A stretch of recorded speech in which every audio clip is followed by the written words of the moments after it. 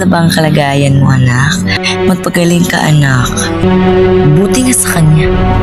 Sana mamatay na siya para wala akong kaagaw sa tensyon ni Mami. Matagal na kayang patay si Cheska. Hindi na kayo makakabalik yung kaluluwa niya dun sa katawan niya. Hindi ko na siya kailangan. Mas gustuhin ko pa dito sa katawan ni Chris. Mapahinga ka lang, anak. Krisan, anak, may sorpresa ako sa'yo. Makakauwi na tayo mamaya. Krisan, anak, huwag masyadong gumalaw ha, baka may mangyari sa'yo masama. Mami, si Cheska. Anong nangyari sa kanya? Si Cheska, anak. Buhay si Cheska. Oo, anak, buhay si Cheska. Buhay siya? Oo, anak, buhay si Cheska. Di ka ba masaya? Buhay ang kapatid mo?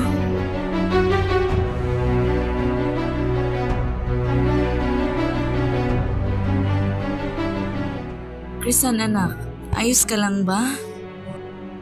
Mami, paano siya nabuhay? Di ba patay na siya? Bakit siya nabuhay? Hindi ko nga alam. Ang halaga na buhay si Cheska. Nabuhay kayong dalawa. Ligtas kayo. Siya, sige anak, Krisan.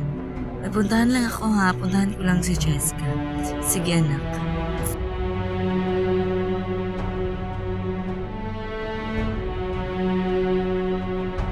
Buisit yung babaeng yan. Nabuhay pa siya.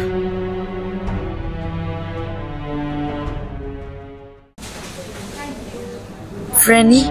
Frenny, ikaw na nga yan. Nagawa mo, Frenny. Hindi ako sanay na mabait na version ni Crisil. Hayaan mo sila.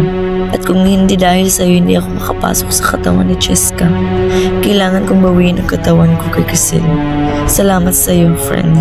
Ang sama-sama ng kapatid mo. Kasi mahirap paniwalaan ang nangyari ngayon.